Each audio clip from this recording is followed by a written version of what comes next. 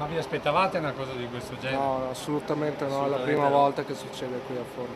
Quando ho sentito la seconda botta qua sono venuto qua, ho visto i carabinieri che sono usciti fuori dalla macchina e hanno manettato e dopo mi sono andato a dirigere il traffico per un'ora e mezza. Chi assiste alla scena da sotto i portici, chi ha vissuto sulla propria pelle la scorribanda del 19enne di Riese Pio X terminata con un doppio incidente a Onè di Fonte, dove la gazzella dei carabinieri è ancora a ruote in su. L'autista del tir contro il quale è andata a schiantarsi la seconda auto rubata dal ragazzo poi arrestato è ancora seduto in cabina. Fermo al semaforo, guardavo il semaforo, ho sentito la botta, non ho neanche visto la macchina arrivare e dopo l'ho vista volare là.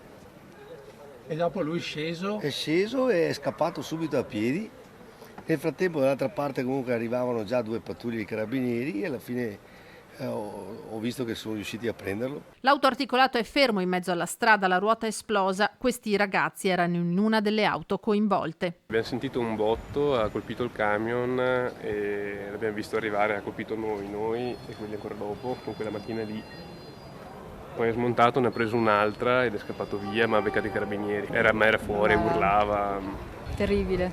Impressionanti le condizioni del 19enne uscito dalla macchina con la maglietta intrisa di sangue e in preda a una sorta di delirio. Pieno di sangue, ma vedi che non era in sé. Urlava, non mi avrete, voglio la libertà, tutto così in 6 agenti per fermarlo, bloccarlo e caricarlo in macchina dopo. E poi sono partiti. Folgorato proprio, Fuori di testa. No, ha iniziato a urlare, dopo non riuscivano a buttarlo dentro, hanno dovuto sedarlo per buttarlo dentro.